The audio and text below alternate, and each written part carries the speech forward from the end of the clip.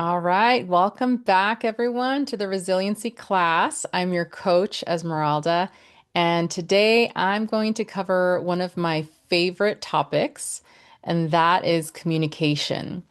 In the last session, I asked you to look at your social support network and identify those people that support you and that you provide support to. Well, in this session, we are going to talk about how you can strengthen those relationships through better communication. I truly believe that working on how you communicate with others is so crucial to improving your mood and being more resilient in life. Good communication is so important no matter what issues or problems that you might be facing. So I'm so excited to cover today's session with you all. I hope you have your notebook and pen ready to write down some good tips for how to improve your communication and hopefully help boost your mood and resilience. So let's get started. So it all really starts with listening, and I mean real active listening. So this means that you really need to give your full attention to the other person that you're trying to have a conversation with and really hearing, not just their words, but the emotions behind them and showing that person that you are truly engaged in that conversation. I mean, if you think about how you feel when you're trying to share something important with somebody and all they do is just stare down at their phone, right? Or they're looking around at everything and everyone except for you. It's not a good feeling. And so it's really important that when you're having a conversation that you look the other person in the eyes, that maybe you give them a gentle smile to let them know that, you're listening. Maybe a little head nod can also, go a long way to show them that you're paying attention. Your body language is just as important as the words that you might say to each other.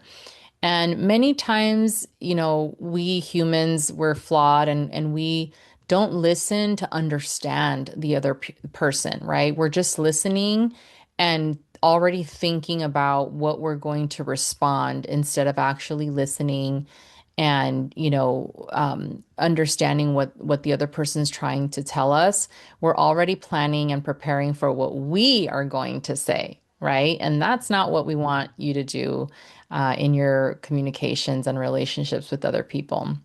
There's a reason that I think we were born with one mouth and two ears, right? And I think that that gives us a clue that perhaps we are meant to listen twice as much as how much we talk, right? So if you guys agree with that sentiment, I would love to hear your thoughts in the comments. I really truly believe that when somebody really feels heard by you, it can really transform that relationship. And it doesn't matter if it's your spouse or a parent, a child relationship. It could be your best friend, a coworker, even if you're like a coach, maybe you coach kids.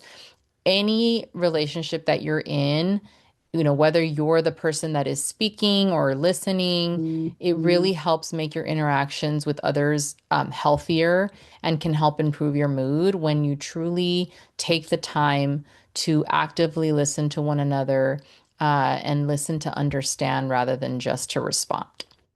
So I wanted to lead off with that. Good communication really starts with listening. And from there, I want to share with you all some really important differences in how we communicate and different communication styles, right? When it comes to you being that person that's going to be speaking to others and expressing yourself, your own feelings, your wishes, your thoughts, your opinions, there are three basic communication styles. And, we all know that people communicate in different ways. So it's important to understand what your style is and what is the style of communication of the people that are in that social support network that you identified earlier. So the three main styles, as you can imagine or may have already heard of, are passive, assertive, and aggressive. And we may even throw in a fourth one and say there's those people who tend to swing from passive to aggressive, right? The passive aggressive folks. But in general, there are those three main types. And I like to think of them sort of like the story of Goldilocks and the Three Bears, where one is, too cold, and that's the passive, I like the little blue icon here emoji. The other one is too hot, right? The porridge is going to burn you, and that's the aggressive communication style. But the one in the middle, and the one that we all feel is just right, is the assertive communication style. So I'm going to go into a little bit of detail with each one and just describe, how these are different. So when we think about the passive communication style, this is when you hold in everything, or you withhold how you're feeling or what you're thinking, and you don't express your needs. The passive person typically respects other people's wishes, but they're not respecting their own wishes, right? They're suppressing and holding back on what they need and they want. So you may think, if you're a passive person, that you're being nice and considerate and thoughtful, and in many ways you are, but you are also not getting what you need if you don't share what you need, right? The aggressive communication style, on the other hand, is when you express yourself through outbursts of anger, yelling, arguing, maybe even throwing things across the room or putting others down. You may even, go as far as hitting other people.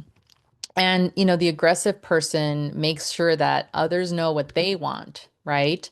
But they go about it the wrong way. This style, is respecting their own wishes only, but they're not respecting other people's needs. And instead, they tend to trample over other people.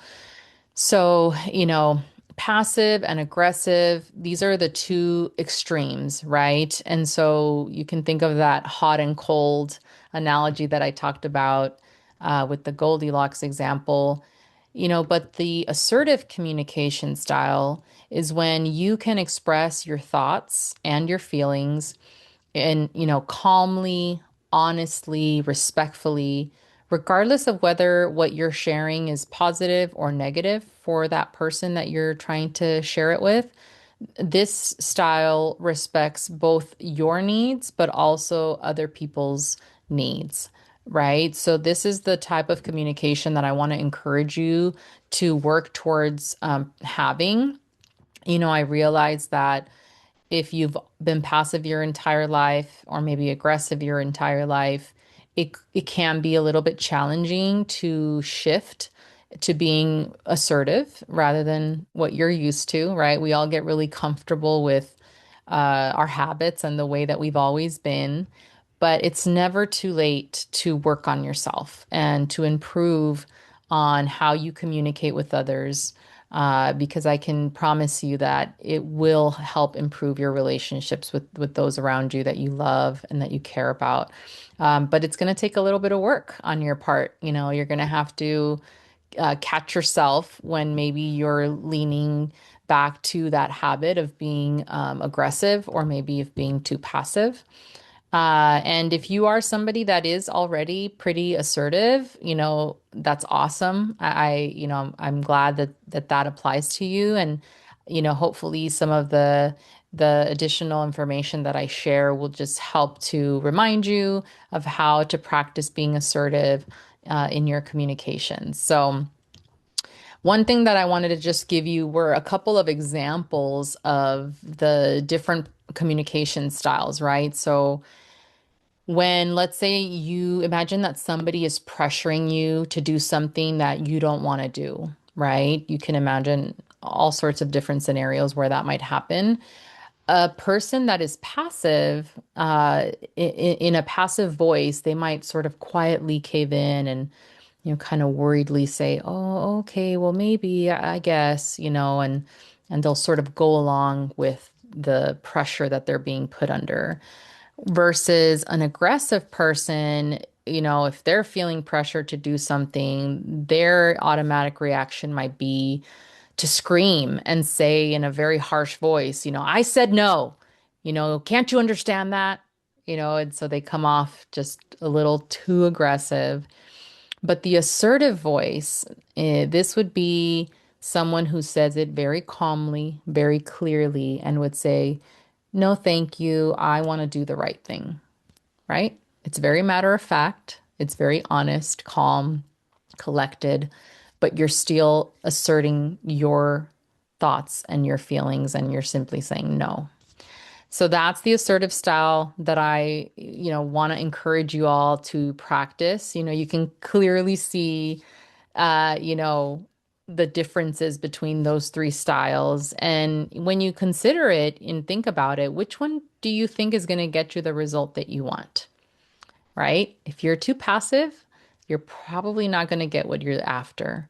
If you're too aggressive, you're most definitely not going to get what you want, unless, you're just a really awful person, which I really hope that you guys are not and that you work on yourselves. But, it's pretty obvious to me that when we practice communicating in a way that is honest, clear, respectful, calm, that more than not we're going to get our needs met, and people may even go above and beyond for you because you're respectful and kind and thoughtful of other people, right? So just want to encourage you guys to assess, how have you been communicating your whole life? Maybe it's a little bit of a wake-up call, that it's time to adjust, the way that you've been communicating with others. And, we'll continue talking about some exercises that you can do this week to work on that. So I wanted to share that with you all. And so, another thing about being assertive is that you are able to make positive, clear, and direct requests, right? You can ask for what you need and what you want, and other people will know what you need and want and can better help you when you're able to, clearly explain what it is you need. And you can choose to ask for support while respecting the rights of other people to say no, right? And that's something that you always have to keep in mind. Just because you start acting assertive and, communicating in a much better way than you have been in the past, that doesn't guarantee that people are going to do and, follow everything that you say and ask for. But it is a really good starting point. And so I wanted to share with you guys a framework of how you can make a request assertively. When you want to ask for something, you want to be clear about what it is that you want, right? So first think about, what is it that I want or need? And then you have to think about, who's the right person for me to ask this of. You want to identify who can help you. You want to use direct, respectful language, and you want to explain how it would help you and how it would make you feel if the person that you ask actually were to say yes and help you out, right? You want to make sure that people understand why this is important to you. And, you have to be ready to say thank you and, show your appreciation, especially if it's something, it's a big request, a big ask of another person, whether it's their time or maybe money or a favor of any kind. Just be ready to show your gratitude. A small thank you always goes a really long way, and so does a please and thank you, right? And then also be willing to compromise, because you may be asking for one thing and that person may not be able to do exactly what you're asking in, by the time you're asking, or how or when you're asking for it. So be willing to compromise, maybe meet them halfway. They may only be able to do, some of what you're asking, maybe on a different date than what you were expecting. So be ready to, level set your expectations and be willing to maybe negotiate a little bit on the answer. And, definitely respect that that person has the right to say no, Again, just because you're being assertive all of a sudden instead of being aggressive or passive, it might take other people by surprise at first. They might be a little bit taken back by the fact that you're suddenly communicating better than you have in the past, and that's okay. It may take people a little time to get used to the new you. But with time, they will understand and appreciate the fact that you asked, in such a kind, respectful way.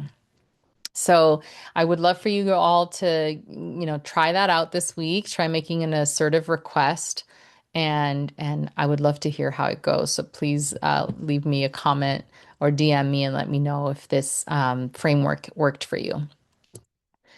So, when it comes to expressing your feelings, I want to encourage you guys to use I statements. Something like, I feel frustrated when I'm trying to have a conversation with you, but you don't put your phone down, right? That is so much more effective than if you come to that person and say, you never pay attention to me when I'm trying to talk to you, right? When you start a conversation with you pointing at that person, you can imagine it's like someone, just accusing you of something or, just coming at you full force, again, more with that aggressive attitude or communication style. It comes across really accusational. And so that the person is very likely going to put up their guard and get very defensive, right? So we want to start our conversations with I statements. I feel, I think, because then you're owning that responsibility that, these are your feelings and your thoughts, right? And you're wanting to share that with the other person. And so when you start with those I statements, it's no longer an attack. It's sort of like a admission of, hey, this is what I've been thinking and how I've been feeling, rather than you, right? So please practice starting your requests or when you're expressing yourself with I statements. And here's what I want you guys to understand also. This next image that I show you here and that I'm hoping you guys will download in the Resiliency Class guidebook is that you also have rights. You have the right to express your feelings to others in a respectful way. You have the right to make requests assertively. You have the right to say no to requests that people make of you that just don't work for you, that you don't feel comfortable with, that, you just simply don't want to do something. You have the right to say no, especially if you're an adult, right? If you're a teen or a youth watching this, if your parents ask you to do something, you have to obey and be a respectful child. But if you're an adult and you don't want to do something, you have the right to say no. And this isn't being selfish. These are your essential rights for having healthy relationships with other people. So I just want you to review these rights, read them out loud to yourself. I know sometimes not everybody feels this way, that they have the right to speak up for themselves, but I want to encourage you that you do have rights and you should feel safe in your environment. If for whatever reason speaking up and being assertive or using I statements, if that's maybe not something that's practiced in your culture or that might put you in a unsafe situation, I can understand that.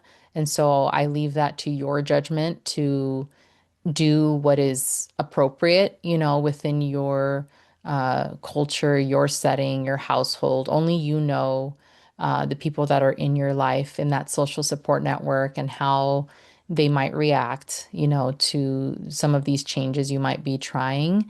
So I just want to share that with you. But again, I leave that to your discretion of how you want to implement it, when you change, how you change. Maybe you do just very small incremental changes, sort of test the waters a little bit. But I just wanted to share that with you guys.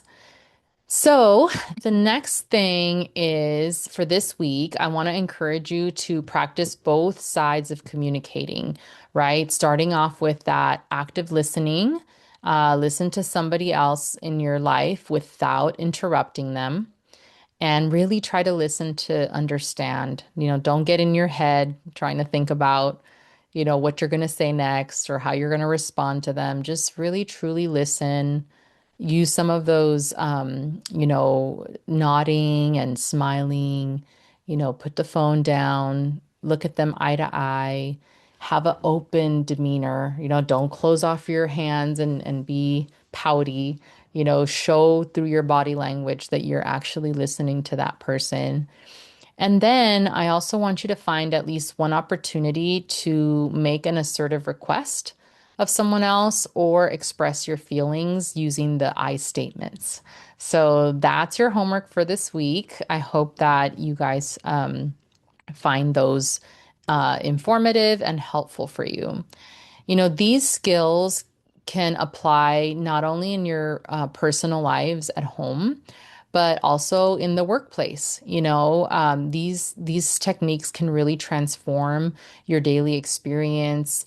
If you're somebody that's a manager or a supervisor of other people, it is so important that you communicate clearly and respectfully because this helps build trust with other people, right? It gets people to trust you when they see that you are a leader that communicates well, and it helps to decrease conflicts in your workplace and daily life when you're a good communicator.